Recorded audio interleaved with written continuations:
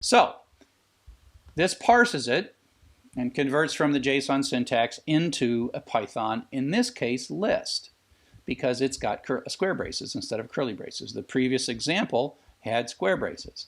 And we can then take a len of it, and it's an array, it's a list, and we see that there are two things in there. And then we're going to iterate through, and this item is going to iterate through these dictionaries, that dictionary followed by that dictionary. So the first time it's item sub name, which is this value right here, and then item sub ID, which is this value. So you can dig right into this, but you're not using get, and you're not using the weird extra find or find all or anything. You just are going at these structures directly. And so you can quickly extract this stuff out, and we read through ID is name is Chuck. Oops, name is Chuck. There are no attributes, by the way. X is 2, and so we had to make X. So if you look at the XML, we had this concept of attributes on the outer tag. These things are also not named. We just have to know what we're looking for. So JSON represents simple structures, but it's much simpler to use. So I hope this has been useful to you, and talk to you in a bit about some more JSON. So the service-oriented approach is a way we approach solving a complex application problem where all the data really isn't present in one computer system. It's somehow spread out over the internet, connected via the internet or internal network. And so the idea is that some applications just can't contain everything. The perfect example is a travel website that can book you a flight, book you a car, buy tickets, book you a hotel, and do all these things. Well, that travel website is neither a hotel nor a rental car company nor an airline. But what it really does is it talks to all these services somewhere else on the web on your behalf, and it makes reservations for you. And so you have this convenient user interface that says, oh, here's your whole vacation. I'm going to figure all this stuff out. Now you say go, and it goes book, book, book, book, and books on all these other systems. Now it requires a lot of infrastructure, a lot of coordination, and a lot of effort to make sure that your application can talk, and these other services that are out there in the internet have good contracts, and you know exactly how to send data to them and get data back from them. And so initially, when you're building a service-oriented architecture, often you have one application and it's all internal.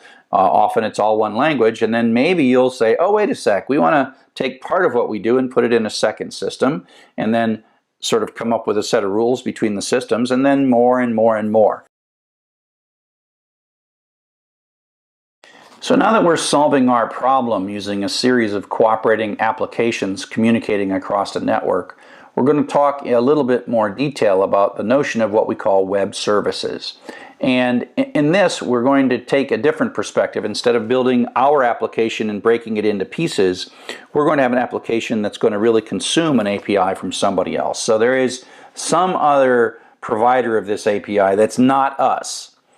And so if you're going to talk to somebody's data, like Google or Amazon or Twitter, they're going to say, you have to use our API. So what's that? So an API is a contract that says, look, if you do this, and this, and this, and this, we're going to give you data this way. And they set the rules, they tell you what the URLs are, they'll tell you if it's XML or JSON, and this is called the Application Program Interface, and it's something you read and you understand.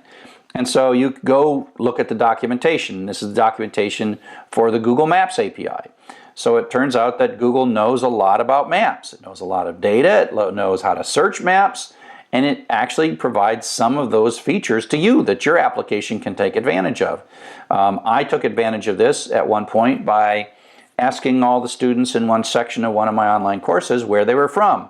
And I just let them type in where it was. And then I said, well, I don't know how to code any of that. So I used this API doing what's called geocoding to look all those places up and get precise latitudes and longitudes for the ones Google could figure out.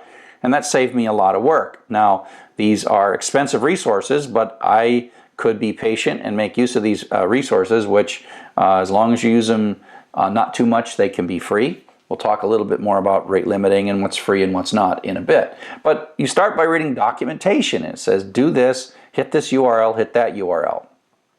So if you read that documentation, you will find that there is a URL that you can hit, and they tell you where to go. And then you go to this URL, you add a question mark, and then you say address equals, and then Ann Arbor plus, and there's all these rules. These are called URL encoding rules when you have key values on URLs. The plus means space, and %2c means comma. So these are called URL encoded.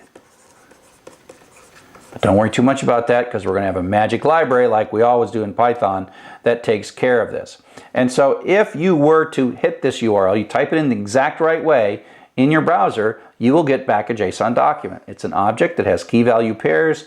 The first value is this status, then it has these results, and it's a list, and you dive down, and eventually you can kind of find the latitude and longitude of the thing that you are looking for. And so the idea is, can we write a program that can read this? And so here's our little program that reads this. And a lot of this is sort of comfortable. You've already seen some of this. You import URL lib. We have to parse them JSON. We grab the URL. And then we're going to write a little while loop that's going to ask for a location. And we can type that location in. And we've got to concatenate with this URL the location equals. And there is a bit of code, a library that called parse URL encode, that takes the key and the value, so the address equals, and then whatever this text is that we read in from the user, that goes in here, and it does that URL encoding with the pluses and the %2c, and all that stuff is taken care of, and that is our URL that we're going to pass to URL open. So we print out that we're going to retrieve it, prints this out, and if you look at this, it's too long, it has all that fancy stuff on it, and then we read it. We open it with URL open, and then we read it and decode it. So these two things, hit this URL, decode it, and then we retrieved 1669 characters, because it's just in this case, because we've decoded it, data is a string now. That's read is bytes and data is a string. So we read that many characters, 1669 characters, and then we're going to take this data and we're going to parse it with JSON. And we might get bad data here. It might blow up, but it might work. And so in this case, it works. We have an error that basically says if we got a bad thing, we're going to blow up, but in this case, it doesn't blow up. And so now we're going to sort of dig through. And if you go back, let me just go back. So the results, sub-zero, geometry. Let's show you how that works. So results is the first key. So this is a dictionary with a key of results, but then it has a list, and the 0 item, this list starts here and goes there, and I'm only going to show part of it, but there's many things here. So the 0 item is this is the sub-zero. And then geometry within that sub-zero item. So if we look at that, it is the outer dictionary, the first item of the list, sub-geometry. So that grabs one part, that grabs this part right here. And then we're going to go into location and lat. And those are just keys within keys, a dictionary within a dictionary.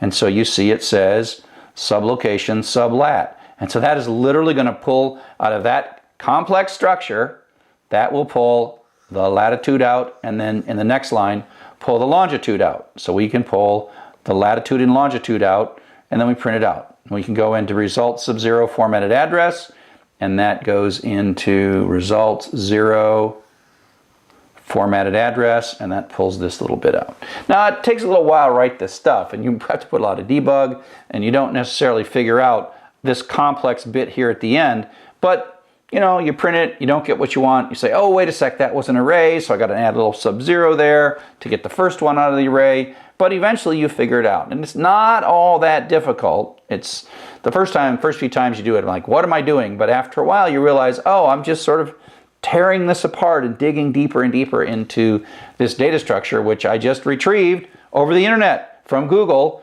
and I learned something good from that.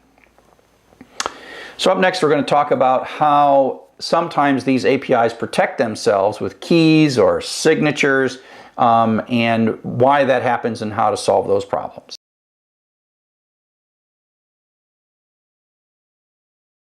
We are doing some code samples here. If you want to follow along, you can download the sample code all in a big zip file.